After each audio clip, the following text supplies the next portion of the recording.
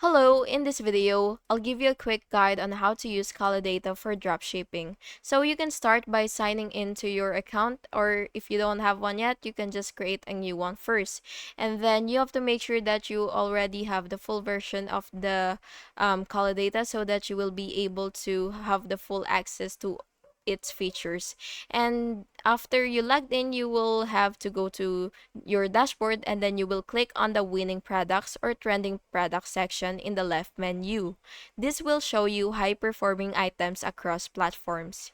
Use the filters to narrow your results by supplier type like Amazon or AliExpress, price, shipping time, engagement level, or profit margins.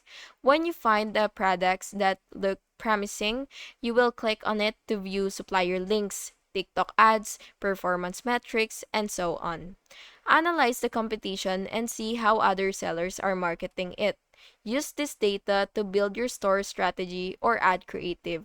The layout may differ slightly if your version has products tab instead, so you will have to just look for sections that show trending or viral items. And that's basically it. If you found this video helpful, please make sure to like and subscribe. Thank you so much for watching. Have a good day.